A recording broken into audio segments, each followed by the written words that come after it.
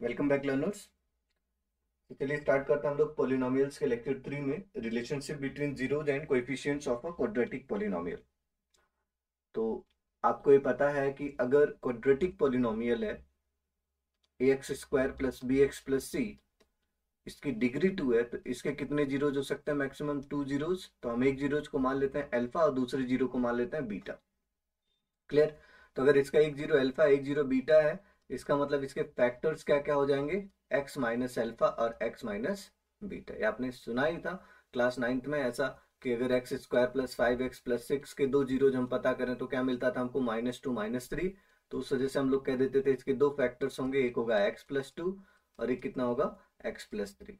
Clear है ना? तो इसी बेसिस पर मैंने बोला कि अगर दो जीरो अल्फा बीटा है तो उसमें फैक्टर्स क्या क्या हो जाएंगे? एक्स माइनस अल्फा और एक्स माइनस बीटा। और इन दोनों फैक्टर्स का अगर हम मल्टीप्लाई कर दें एक्स माइनस अल्फा और एक्स माइनस बीटा का, तो हमको क्या मिल जाता था? Quadratic polynomial. तो इसी बात को हम लोग यहाँ पे बोलेंगे कि अल्फा बीटा मान लेते हैं क्वाड्रेटिक पॉलिनोमियल के दो जीरोस हैं। ठीक है? एफ एक्स की value X square plus B X plus C. तो अगर अल्फा बीटा जीरोज है तो एक्स माइनस अल्फा और एक्स माइनस बीटा क्या होंगे? इस एफ एक्स के फैक्टर होंगे। तो एफ एक्स इक्वल टू लिख सकते हैं x minus alpha into X minus beta, क्योंकि यहाँ पे एक्स का कोएफिशिएंट ए है, एक्स का बी है, एक्स स्क्वायर का ए, एक्स का बी कांस्टेंट टर्म से, तो हमने कोई की टर्म ले लिया इन तीनों के लिए, ये मैनेज कर देगा इन कोएफिशिएंट्स को। तो मैंने फंक्शन को ले लिया के into X minus alpha X minus beta. Clear? अब फंक्शन कितना था? फंक्शन आपने बोला अभी तो माना था हम लोगों ने, फंक्शन था A X square plus B X plus C equal to K into X minus alpha into X minus beta. अब यहां से अगर हम इसको सॉल्व करें तो A X square plus B X plus C equal to K into, अगर हम लोग मल्टीप्लाई करेंगे तो क्या बनेगा? X square minus beta X minus alpha X minus minus plus alpha beta. X का एक्स में मल्टीप्लाई किया तो एक्स स्क्वायर, एक्स का बीटा में किया तो बीटा एक्स, अल्फा का एक्स में किया तो अल्फा एक्स, अल्फा का बीटा में किया तो अल्फा बीटा। क्लियर? अब आप यहां से क्या कह सकते हैं? A X square plus B X plus C equal to K into X square minus X, अगर हम कॉमन ले लें तो क्या बचेगा? Alpha plus beta into X plus alpha beta. अब आगे क्या कर सकते हैं हम लोग? इसको लिख सकते हैं A X square plus B X plus C equal to K X square minus alpha plus beta, K का मल्टीप्लाई हो जाएगा तो क्या बन जाएगा? के into alpha plus beta into X plus के अल्फा बीटा। ओके, अब कंपेयर कर लेते हैं, कंपेयरिंग बोथ साइड। अगर हम लोग कंपेयरिंग बोथ साइड करें तो क्या क्या मिलेगा दोस्तों? देखो दोनों साइड में कंपेयर करने पर एक्स स्क्वायर का कोएफिशिएंट देखो राइट साइड में के है और लेफ्ट साइड में एक्स स्क्वायर का कोएफिशिएंट ए है, मतलब हमको यहां से मिल जाएगा ए इक्वल टू के या के इक्वल टू ए। क्लियर?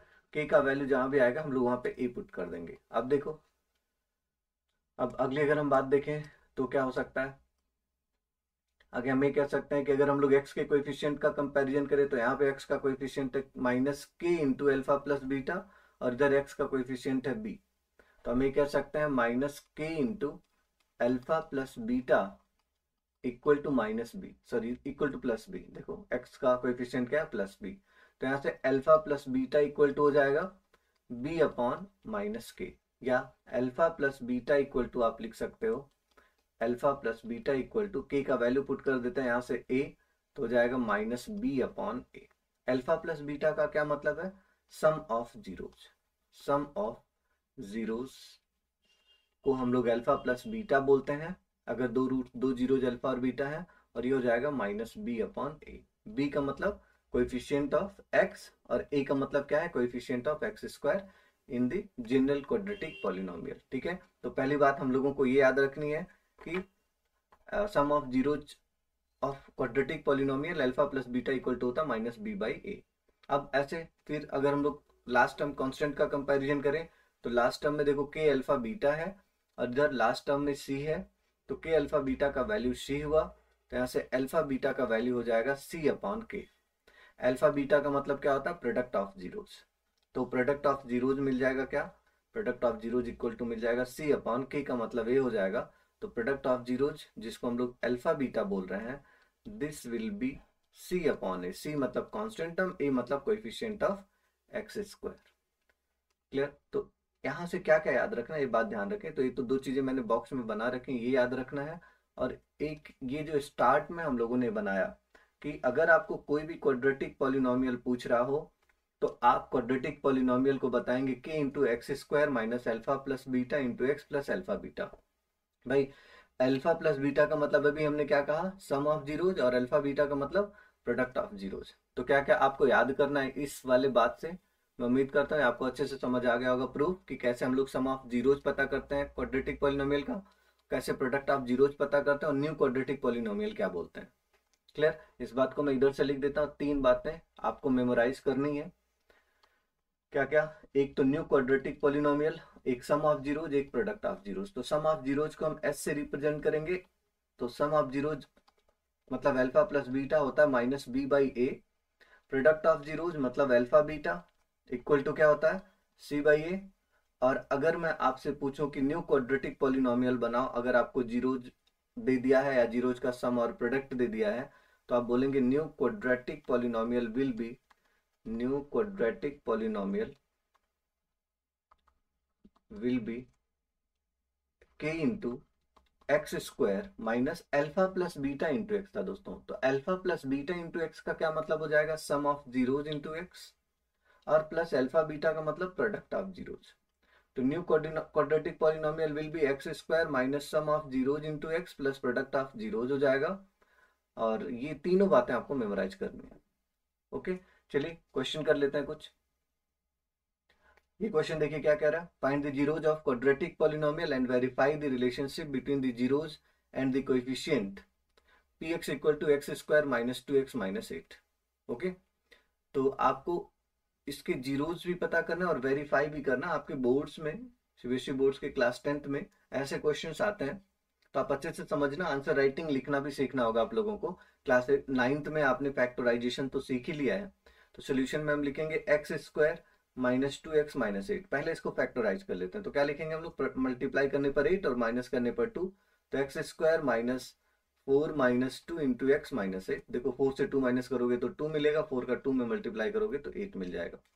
अभी हो जाएगा x square minus 4x, minus का माइनस में मल्टीप्लाई करोगे प्लस 2x माइनस 8। अब हम यहाँ पे ग्रुपिंग कर लेंगे दो दो टर्म का। x कॉमन लिया तो x माइनस 4, प्लस 2 कॉमन ले लिया तो यहाँ भी बचेगा x माइनस 4। क्या हो गया फैक्टर इसका, x minus 4 and x plus 2। Hence या दस देयरफॉर लिख देते हैं, therefore fact zeros of given polynomial, given polynomial. तो गिवन पॉलिनोमियल के जीरोज क्या हो जाएंगे दोस्तों, हम पॉलिनोमियल के जीरोज को अभी से क्वाड्रेटिक पॉलिनोमियल के जीरोज को किससे रिप्रेजेंट कर रहे थे, अल्फा बीटा से। तो एक जीरो मान लेते हैं अल्फा 4 है, और दूसरा जीरो मान लेते हैं बीटा कितना है -2। तो अल्फा आ गया 4, बीटा आ गया कितना -2। क्लियर? तो ये तो दो जीरोज हो गए। अब ये दो जीरोज हमको मिल गए, हमको वेरिफिकेशन करना है। तो वेरिफिकेशन कैसे करेंगे, वेरिफिकेशन के लिए क्वाड्रेटिक पॉलिनोमियल पहले लिख लेते हैं, क्या है, X square minus 2x minus 8। अब यहाँ से ए बी सी की वैल्यू पुट कर लेते हैं। ए की वैल्यू आप देखो 1 है, बी का वैल्यू आप देखो -2 है, और सी का वैल्यू कितना है -8। ए बी सी का वैल्यू मिल गया। Sum of zeros, sum of zeros को किससे रिप्रेजेंट करते हैं, अल्फा प्लस बीटा से। अल्फा प्लस बीटा होता है minus B by A. Alpha beta की वैल्यू पुट करो 4 plus -2 equal to minus B की वैल्यू -2 और ए की वैल्यू 1। तो 4 माइनस 2 2 माइनस माइनस प्लस 2, तो 2 का वैल्यू 2 के इक्वल आ गया, मतलब वेरीफाई हो गया। प्रोडक्ट को भी वेरीफाई कर दो आप। प्रोडक्ट को अगर हम वेरीफाई करें तो प्रोडक्ट ऑफ जीरोज क्या होता है, अल्फा बीटा, और अल्फा बीटा कितना होता है सी बाई ए। अल्फा की वैल्यू आपने अभी यहाँ पे कंसीडर किया 4, बीटा का वैल्यू -2 इक्वल टू सी का वैल्यू अगर आप देखो तो -8, ए का वैल्यू 1, -8 इक्वल टू -8, ये भी वेरीफाइड हो गया। बस लिख दो हेंस वेरीफाइड। क्लियर? तो इस तरीके से आपको अगर वेरिफिकेशन वाला क्वेश्चन आंसर आता है तो आप कर सकते हैं। पहले आप जीरोज पता कर लो, उसके बाद वेरिफिकेशन कर दो। क्लियर? चलो देखते हैं अब हम लोग एनसीईआरटी के कुछ क्वेश्चंस। एनसीईआरटी सॉल्व कर लेते हैं, एक्सरसाइज 1.1 और 1.2 दोनों। तो क्या कह रहा है, the graph of y equal to px given in the figure 2.10 for polynomials px, find the number of zeros of p x in each case, तो इसके नंबर ऑफ जीरोज पूछ रहा है। पहले में देखो ये ग्राफ एक्स एक्सेस को कट ही नहीं कर रहा है, तो वाई को कट कर रहा है, इसलिए इसके नंबर ऑफ जीरो जीरो हो जाएंगे। इस वाले को देखो एक्स एक्सेस को एक जगह पर कट कर रहा है, तो इसके नंबर ऑफ जीरोज एक होंगे। थर्ड ग्राफ एक्स एक्सिस को 3 पॉइंट पर कट कर रहा है, इसको 3 जीरोज होंगे। फोर्थ ग्राफ एक्स एक्सिस को 2 जगह कट कर रहा है, तो इसके 2 जीरोज होंगे। फिफ्थ ग्राफ अगर आप देखो तो एक्स एक्सिस को 4 प्लेसेस पर कट कर रहा है, तो इसके 4 जीरोज। और सिक्स्थ ग्राफ अगर आप देखो तो एक्स एक्सिस को 3 जगह पर टच या कट कर रहा है, तो इसके 3 जीरोज हो जाएंगे। क्लियर। अब आगे देखो एक्सरसाइज 2.2। क्या पूछ रहा है पहला क्वेश्चन, ऐसा क्वेश्चन अभी मैंने आपको कराया, find the zeros of the quadratic polynomial and verify the relationship between the zeros and the coefficient. तो आपको फैक्टराइज कर लेना है, ये वाला क्वेश्चन तो अभी हम लोगों ने कर लिया, पहला क्वेश्चन ही कराया मैंने एनसीईआरटी का।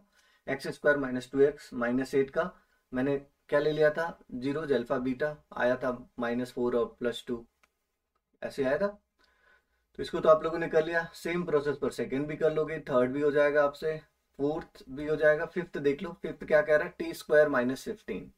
तो टी स्क्वायर माइनस 15 को क्या लिख सकते हैं आप लोग, टी स्क्वायर माइनस 15 को आप लिख सकते हैं t minus 15, t square minus root 15 का होल स्क्वायर।